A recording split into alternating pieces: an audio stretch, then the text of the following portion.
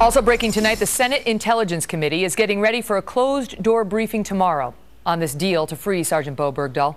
That news came after Fox News confirmed that Bergdahl is currently the subject of a, quote, major classified file. But what does that mean?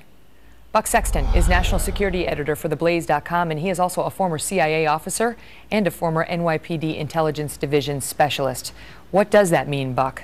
It means that they're, at least as a precautionary measure at this point, going to be looking into just what he did while he was in captivity, what Sergeant Bergdahl was up to the degree they can figure that out, and also look for any clues as to whether there's a very important distinction here between being a deserter, which is a very serious crime under UCMJ, and being a collaborator, which would mean you're actively assisting the enemy either for propaganda or other purposes. Now, those are two very distinct things. They're looking now perhaps into the possibility of collaboration, but there's much less evidence that we've heard of at this point to suggest that than the desertion, which according to many of his military colleagues sounds like that is what happened. Well, certainly there's more evidence on the latter front. And all we have so far is one source at the Pentagon confirming to Fox News, and it's written up by James Rosen on FoxNews.com, that the intel community does have a file on him, that it is a major file, and that they are looking into the possibility of collaboration. In part, one would assume, based on those tweets that we discussed, that email that we discussed at the beginning of the show, where he sent his parents right before he was captured. Here's just an example. This is number 18 for the control room.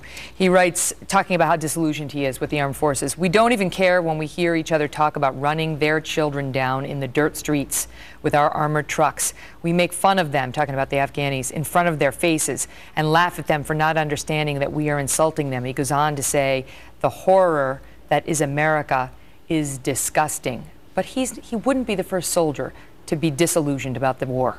No, but you have to look at the Obama administration bringing back this prisoner of war under this context based upon these emails that supposedly have been sent between him and his family, and also the tweets that the father has put out, and wonder how they could be unaware of the message that this sends. I think this is just the Obama administration desperate for some kind of a national security win. The speech that he gave last week, the foreign policy reset, was a joke. It's year 6 of 8. Now you're going to tell us what your foreign policy is? So I think that the urgency that they told us about, and Susan Rice yesterday, the national security advisor, was out on TV saying there was tremendous urgency because of his health. I think there was a political urgency as well, and that's why the Obama administration made a mistake, made an error. They brought this individual back fine, but then to bring him back and lionize him, treat him like a hero, that is where I think they're going to be vulnerable to the very kind of criticism that they're trying to stem with this. They had the Rose Garden ceremony with his father, and our own Wendell Goler asked Jay Carney today, "Are you aware of the father's tweets, you know, what he's written on his Twitter account?"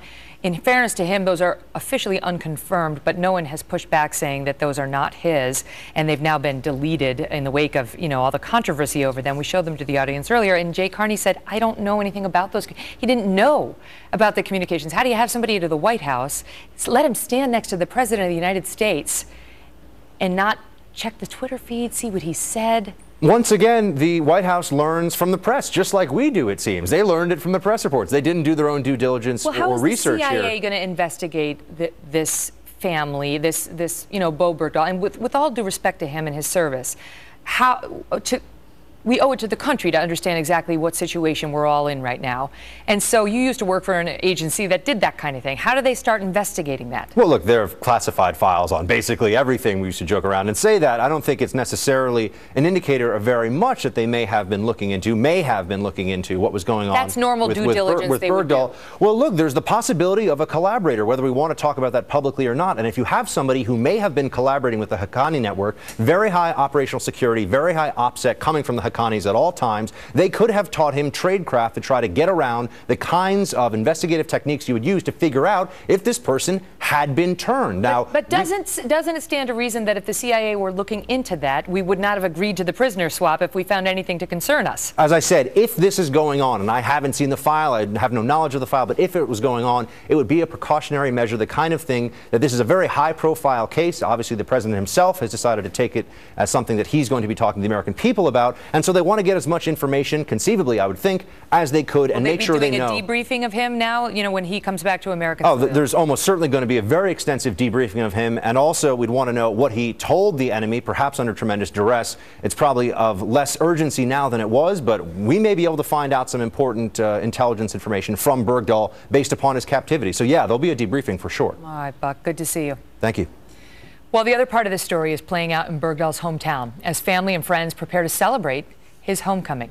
And up next, we will speak with a man serving in Afghanistan when Bergdahl disappeared and hear why he is warning against a rush to judgment about this soldier.